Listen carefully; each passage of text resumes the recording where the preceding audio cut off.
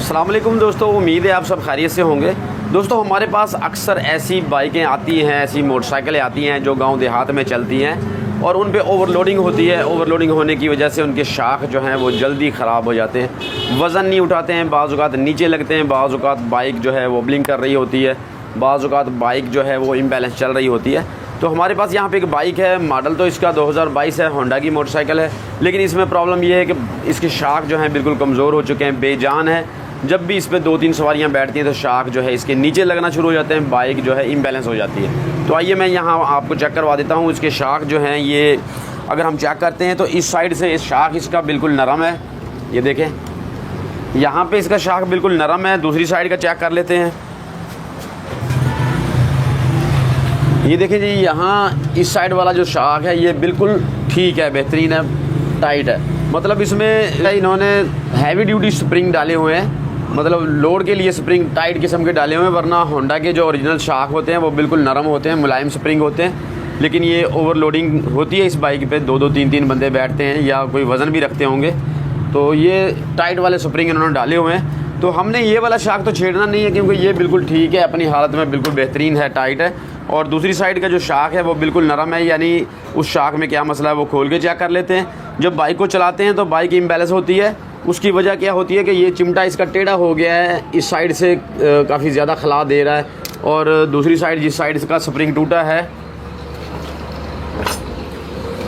इस साइड से खला जो है ये टायर मतलब कम दे रहा है। तो लग यही रहा है कि इसका स्प्रिंग टूटा है। तो हम ये शाख खोल लेते हैं। इसमें ये देखें बिल्कुल बेजान है, 14 नंबर का पाना लगेगा यहाँ। इसमें हमने इसको इजीली खोल लेना है, खोल के फिर चेक करेंगे और इसका हल करेंगे कि इसको कैसे हमने पायदार और जानदार शाख बनाना है।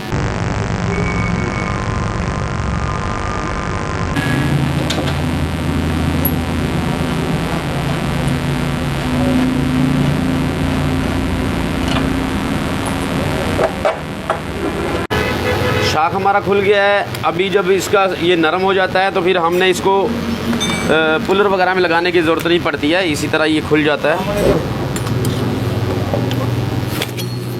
इस तरीके से हम इसे खोल लेते हैं और इसको बाहर निकाल के चेक कर लेते हैं भाई इसमें मसला क्या है, क्यों ये नरम हो गया।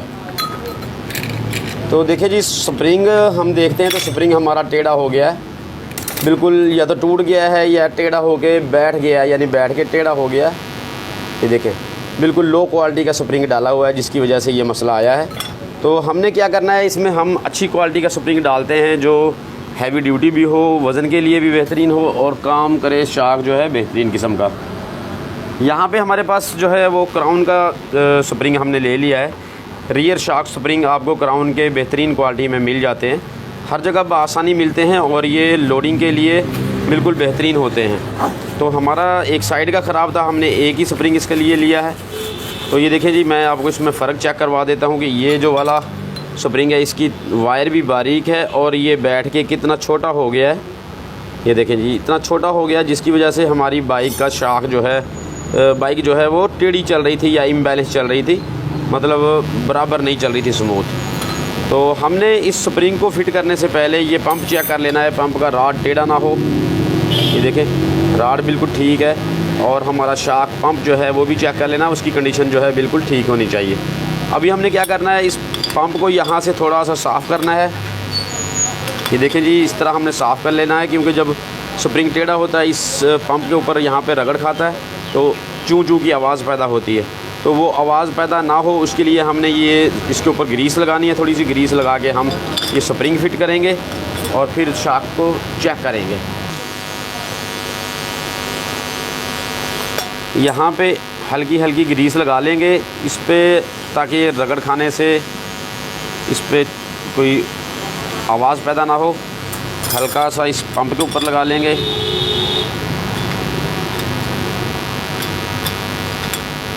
ये देखें जी, अब इस तरीके से हमने स्प्रिंग को डालना है कि ये जो ज़्यादा खुले इसके ये साइड है ये हमने ऊपर की तरफ रखनी है।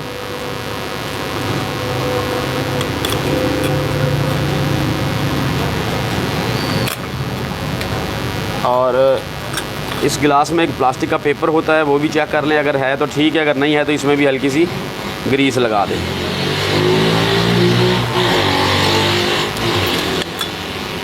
ये देखिए जी, अब हमने इसको पुलर के अंदर लगाना है। पुलर के अंदर लगा के इसको हम टाइट करेंगे।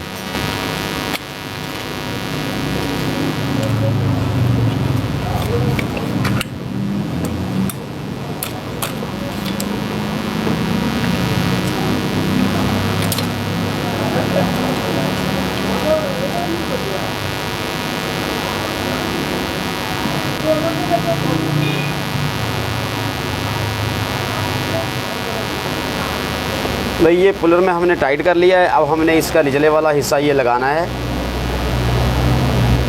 3-4 चूड़ियाँ इसकी लगाएंगे और उसके बाद हम तो इसको इस तरह घुमा के हमने बाहर निकालना है और इस नट और बोल्ट को आपस में बहुत ज़्यादा टाइट रखना होता है। अगर ये लूज़ रह जाएगा तो हमारी शाख जो है ये रास्ते में चलते हुए खुल सकती है और उससे पंप की चूड़ी टूट जाती है बाज़ औक़ात। तो ये चीज़ जो है हमने इस तरह फिट करने के बाद शाख को बाहर निकाल लें और बाहर निकालने के बाद यहाँ पे अब हम चेक करेंगे तो शाख हमारा बिल्कुल देखने में भी बिल्कुल बेहतरीन और जानदार लग रहा है।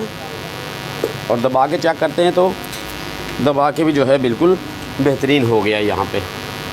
अभी अपने शाख की फ़िटिंग के बाद जो है इसके चिमटे की जो है अलाइनमेंट चेक करवा लेनी है, क्योंकि अभी शाख का जो बैलेंस है वो बिल्कुल बराबर हो गया है, शाख दोनों जानदार हो गए। तो ये वैसे ही हो जाता है। अगर ना भी हो तो इसको हल्का फुल्का अगर फ़र्क होगा तो ये हम बाद में इसका सेटिंग करवा लेते हैं।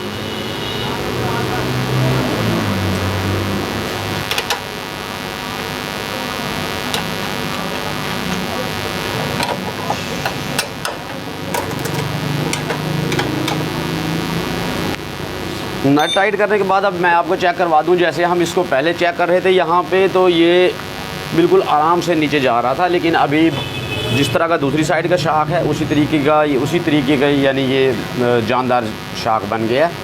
अभी हम बाइक को स्टैंड से नीचे उतार के तो इसको चेक कर लेते हैं कि ये हमारी बाइक की जो है अब प्रॉपर वर्किंग शाख की आ गई है या नहीं आई है। तो देखें जी, स्टैंड से नीचे उतार के अगर हम देखते हैं तो बिल्कुल हमारे शाख जो है बिल्कुल बेहतरीन काम कर रहे हैं। इतनी आसानी से अब ये नीचे नहीं लगेंगे जिस तरह पहले हमारी बाइक के शाख नीचे लग रहे थे। तो इस तरीके से हम अपनी बाइक के शाख को रिपेयर कर सकते हैं, बना सकते हैं। और ज़रूरी नहीं है कि एक साइड का ख़राब है तो हमने दोनों साइड के करने हैं, एक साइड का भी हम कर सकते हैं। तो दोस्तों यही थी हमारी आज की वीडियो। उम्मीद है वीडियो आपको अच्छी लगेगी। वीडियो अच्छी लगी हो तो लाइक करके दोस्तों के साथ शेयर कर दें, चैनल को सब्सक्राइब कर लें। मिलते हैं किसी नई वीडियो में, इजाज़त चाहते हैं। अल्लाह हाफिज़।